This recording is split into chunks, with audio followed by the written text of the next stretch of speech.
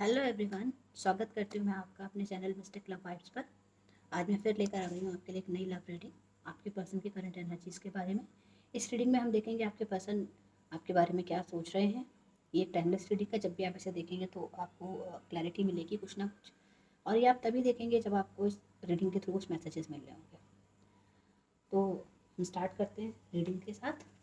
जब तक मैं कार्ड शफल कर रही हूँ तब तक आप अपने पर्सन का चेहरा याद कर लीजिए जिनके लिए आप ये रीडिंग देख रहे हैं।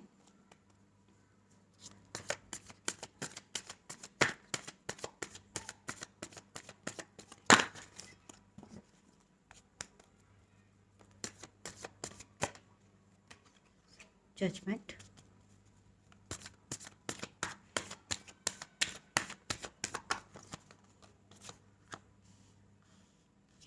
नाइट ऑफ वॉन्ड्स,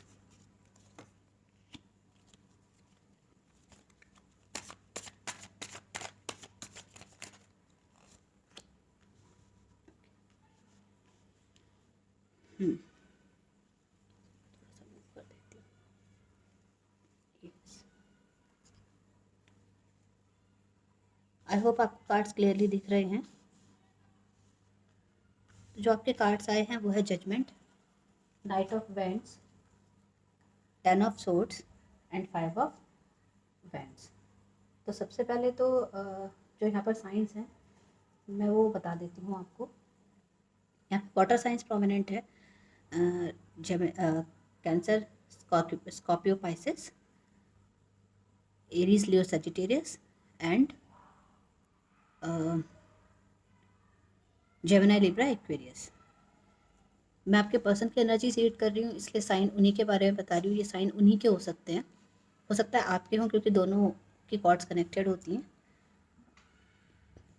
यहाँ जो भी सिचुएशन आएंगी मैं हर तरह की सिचुएशन रीड करने की कोशिश करूँगी। तो पहली सिचुएशन ये है कि आपके जो पर्सन हैं उनमें और आप में एक बहुत पेनफुल एंडिंग हुई है। आपके पर्सन को लगता है कि आप लोगों के बीच में जो एंडिंग हुई है वो एक ऐसी एंडिंग है जिसमें आप दोनों को ही पेन मिला है। आप दोनों के इस रिलेशनशिप से कुछ नहीं मिला है, लेकिन फिर भी वो इस चीज़ का वेट कर रहे हैं कि कुछ ना कुछ रिवील हो इस रिलेशनशिप में। हो सकता है कुछ चीज़ें छुपी हुई हों जो नहीं पता हो। उन्होंने खुद को भगवान के ऊपर सरेंडर कर दिया है।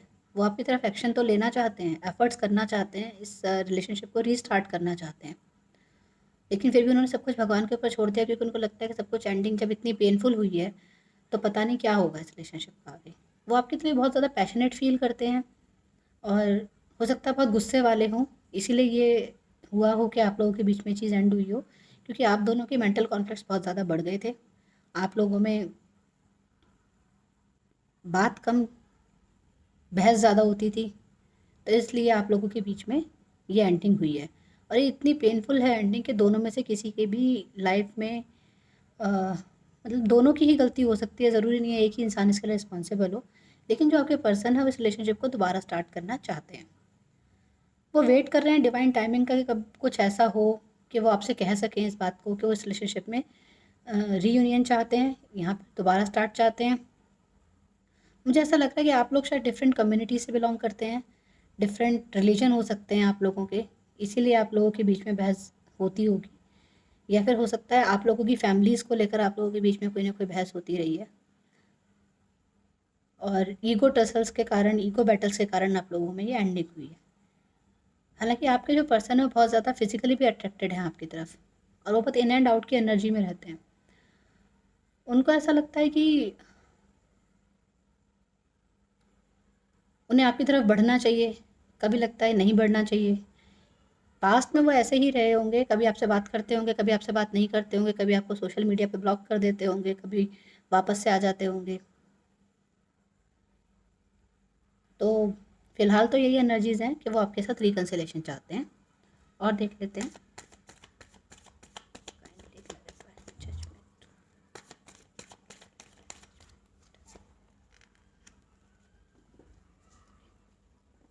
नाइन ऑफ सॉर्ट्स का कार्ड आया है, तो जो आपके पर्सन हैं वो ये सोच रहे हैं, इस समय अपने आप को हील करने की कोशिश कर रहे हैं। उनको टाइम चाहिए, वो अपनी ग्राउंडिंग कर रहे हैं। वो इस रिलेशनशिप में जो भी पेन मिला है उस पेन को बहुत उन्होंने बियर किया है, वो आपको याद करके सारी रात रोते रहते हैं, परेशान होते रहते हैं, उन्हें नींद भी नहीं आ रही है, बहुत बेचैन रहते हैं। हो सकता है उनको कुछ हेल्थ इश्यूज़ भी हों, लेकिन वो इस समय अपने आप को हील कर रहे हैं, अपनी हीलिंग कर रहे हैं, इस पेन से हील कर रहे हैं अपने आप को। और उनको लगता है जब वो हील हो जाएंगे तब वो वापस इस रिलेशनशिप में आने की बात करेंगे। देख लेते हैं आपकी क्या एनर्जीज हैं इस बारे में, इस रिलेशनशिप में आप क्या सोचते हैं, सॉरी, आप अपने पर्सन के बारे में इस रिलेशनशिप में क्या सोच रहे हैं। प्लीज गाइड मेरी व्यूअर्स की क्या एनर्जीज है इस रिलेशनशिप को लेकर। Thank you, thank you.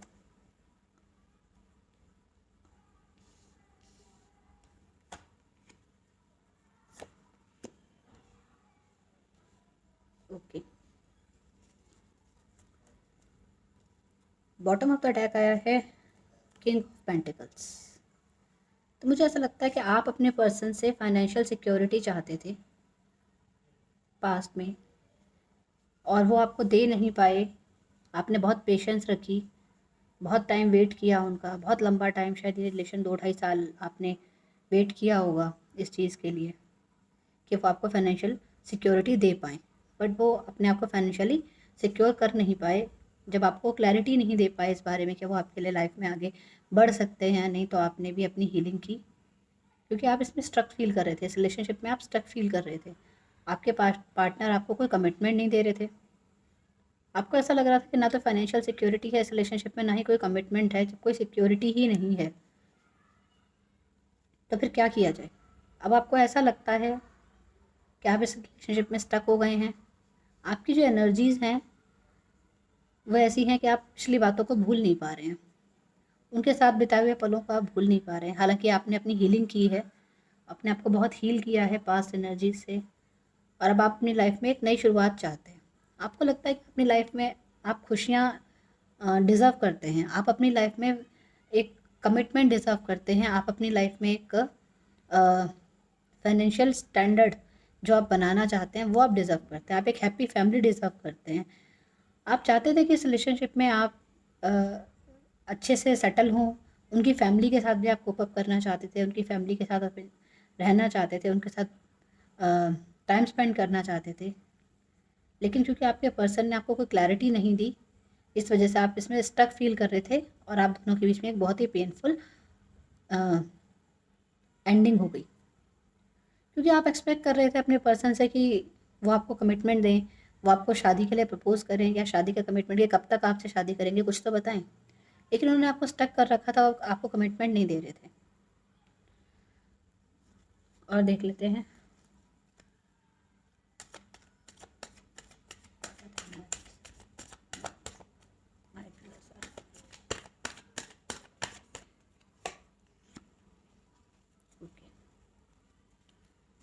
Three of cups का कार्ड आया है। तो हो सकता है आपके कुछ फ्रेंड्स हैं जो आपको सजेस्ट कर रहे हैं इस बारे में कि आपको एक नई शुरुआत करनी चाहिए अपनी लाइफ में, या फिर कोई थर्ड पर्सन ऐसा है जो आपको मिल गया है जो आपको लाइफ में खुशियाँ दे सके। एक सिचुएशन ये भी हो सकती है। और जो मैं दूसरी सिचुएशन यहाँ पर देख पा रही हूँ उसमें ऐसा लग रहा है मुझे कि आपके जो पर्सन थे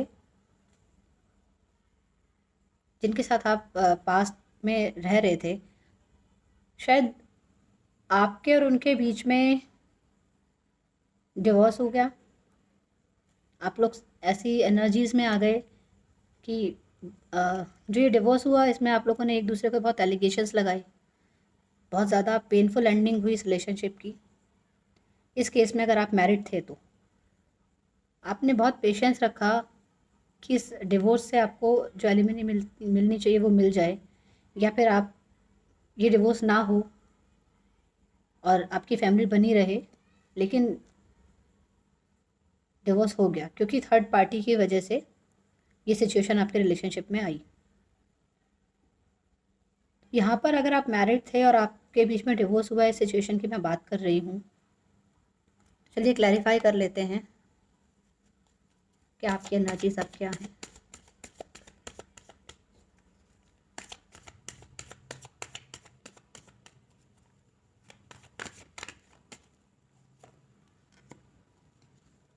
ओके,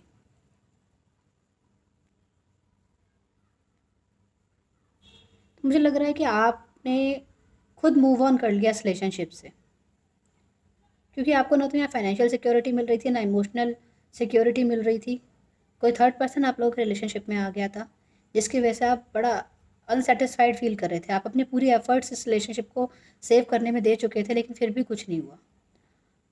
तो आप अब उस इमोशनल पेन को बर्दाश्त नहीं कर पा रहे थे जो आप लोगों के रिलेशनशिप में गैप आ गया था, इसीलिए आपने इस रिलेशनशिप से मूव ऑन कर लिया और आप लोगों के बीच में ये एंडिंग हो गई। लेकिन आपके जो पर्सन हैं जिनके लिए आप ये देख रहे हैं, वो अब वापस से आपकी लाइफ में आना चाहते हैं। वो डिवाइन टाइमिंग का वेट कर रहे हैं। उनको शायद समझ में आ गया है, क्योंकि अभी भी फिजिकल अट्रैक्शन आपके और उनके बीच में बहुत ज़्यादा है। वो आपकी तरफ फिजिकली अट्रैक्टेड फील कर रहे हैं, वो आपके बिना रह नहीं पा रहे, और उनको समझ में आ गया है कि ये उनके कर्मों का ही फल है कि जो वो भुगत रहे हैं। उनकी जो लाइफ है आपसे अलग होने के बाद और ज़्यादा पेनफुल हो गई, और ज़्यादा परेशानियाँ बढ़ गई। जबकि आपने तो अपनी एनर्जीज़ को हील कर लिया, आपने खुद को हील किया, आपने फिर से एक नई शुरुआत के लिए अपने आप को तैयार किया है। लेकिन आपके जो पर्सन हैं वो बहुत ज़्यादा परेशान हैं, बहुत पेन में हैं। चलिए अब देख लेते हैं आप दोनों की म्यूचुअल एनर्जीज अब क्या है, आगे इस रिलेशनशिप में क्या होना चाहिए। Angels please guide about the mutual energies of my viewer and their person for this relationship in future.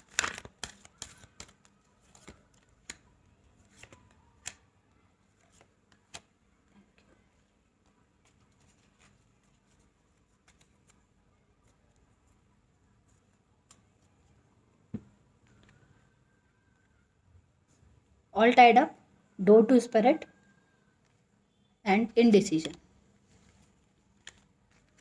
आप दोनों की जो म्यूचुअल एनर्जीज हैं इस रिलेशनशिप के बारे में, वो ये हैं कि आपके जो स्पिरिट गाइड्स हैं वो आपको गाइड कर रहे हैं कि आपको क्या करना चाहिए इस रिलेशनशिप के बारे में। और आप मुझे लग रहा है कि आप डिसीजन नहीं ले पा रहे हैं, आप अपने आप को बंधा हुआ सा फील कर रहे हैं, क्योंकि आपको ऐसा लग रहा है कि आप डिसाइड नहीं कर पा रहे हैं कि वापस इस पर्सन के पास जाएं या कोई नई शुरुआत करें। आपके पास बहुत अपॉर्चुनिटीज़ हैं, आपके पास बहुत ऑफ़र आ सकते हैं। आप एक ऐसे पर्सन हैं कि आपको कहीं से भी अ, एक नई शुरुआत मिल सकती है, आप में वो सारी कैपेबिलिटीज़ हैं। लेकिन आपने खुद को ही बांध रखा है अपनी एक सोच में, एक विचारधारा में, कि शायद अब आगे कैसे कुछ होगा, कुछ कैसे बढ़ सकता है। देखिए यहाँ पे 23 नंबर का कार्ड है और यहाँ पे 32 नंबर का कार्ड है। तो आपके एंजल्स आपको यही गाइड कर रहे हैं कि जो सिचुएशंस थी वो अब बदल चुकी हैं। अब आप दूसरे नज़रिए से देखिए, अपने इंट्यूशंस पे ट्रस्ट कीजिए। अगर आप मेडिटेट करते हैं तो अपने गाइड्स से हेल्प लीजिए। मेडिटेशन में कॉस्मिक एनर्जी से कनेक्ट करने की कोशिश कीजिए। आपके जो गाइड्स हैं वो आपको गाइड करने की पूरी कोशिश कर रहे हैं इस बारे में। आप एक ऐसे क्रॉस रोड पर आकर खड़े हो गए हैं कि आप समझ ही नहीं पा रहे हैं कि क्या डिसीज़न लो। आप दोनों ही इसी एनर्जी में हैं, ना आपके पर्सन समझ पा रहे हैं, ना ही आप समझ पा रहे हैं। तो यहाँ पे यही गाइडेंस है कि आपको अपने इंट्यूशंस पे ट्रस्ट करना है। जो आपको इंट्यूशनली लगता है, अपने मन से आपको कुछ थॉट्स आते हैं कि मुझे क्या करना चाहिए इस रिलेशनशिप में, आप वैसे बढ़िए। और देख लेते हैं what is the outcome of this situation.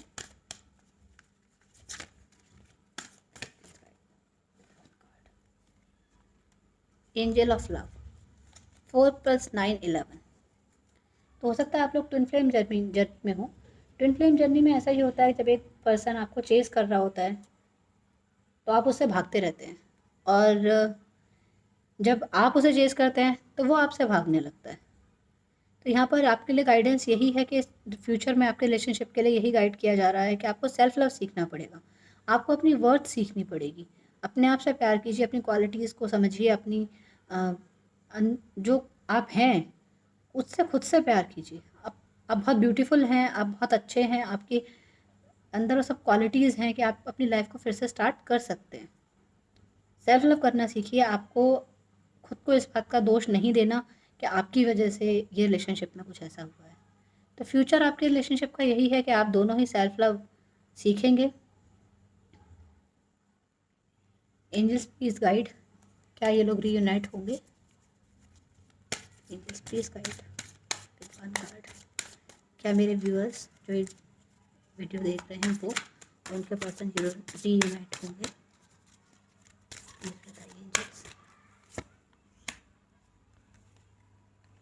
Six chakra archangel मेट्रोडॉन।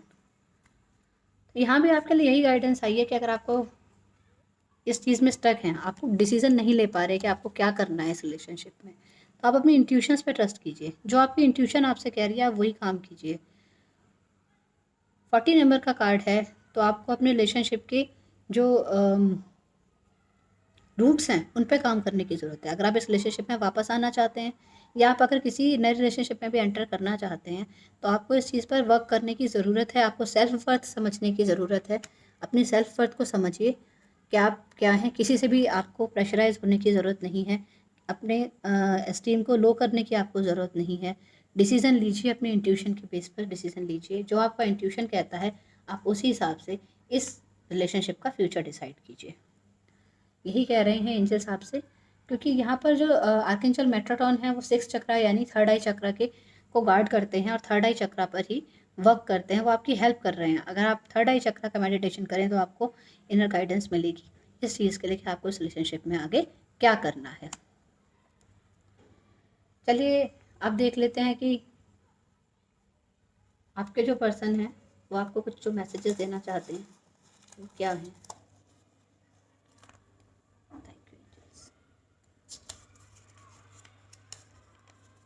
You are my good luck. आपके पर्सन आपको अपना गुड लक मानते हैं। You are my strength. आपको अपनी ताकत मानते हैं। और क्योंकि अब उनको रियलाइज़ हो गया है ना, आपसे सेपरेशन के बाद उनको रियलाइज़ हो गया है कि आपकी क्या वर्थ थी, क्या खोया उन्होंने। देखिए मैंने कहा ना आपसे रीयूनियन करना चाहते हैं। Let's exchange rings. अब आपको वो कमिटमेंट देना चाहते हैं क्योंकि आपकी वर्थ उनको पता चल गई है। Love your hair. वो आपके बाल उन्हें बहुत पसंद है। इस कार्ड से भी यही पता चलता है। देखिए कितना अच्छा हेयर स्टाइल किया हुआ है यहाँ पे इन्होंने, एंजल ऑफ लव ने।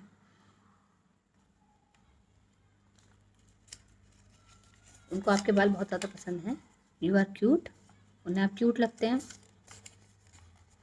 फ्रेंडशिप।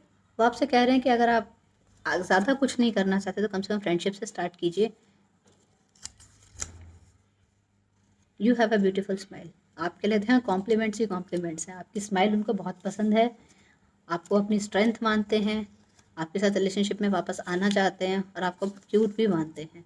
अपना गुड लक भी मानते हैं। अब आपसे सेपरेट होने के बाद जब आपने इस रिलेशनशिप से मूव ऑन कर लिया है तब उनको आपकी वर्थ पता चल रही है और उनको लग रहा है कि आपको वापस पा लें, आपसे वापस से रिकनसाइल कर लें।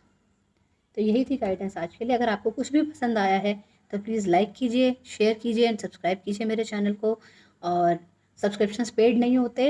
अगर आप चाहते हैं कि मैं ऐसे और रीडिंग्स लेकर आऊँ आपके लिए तो प्लीज़ मेरे मोटिवेशन को बढ़ाने के लिए लाइक्स दीजिए एंड सब्सक्राइब कीजिए मेरे चैनल को। और कमेंट बॉक्स में ज़रूर बताइए कि ये सिचुएशन आपसे कितना रेजोनेट होती है। मैं आपको मिलती हूँ अपने नेक्स्ट रीडिंग में। Till then bye bye.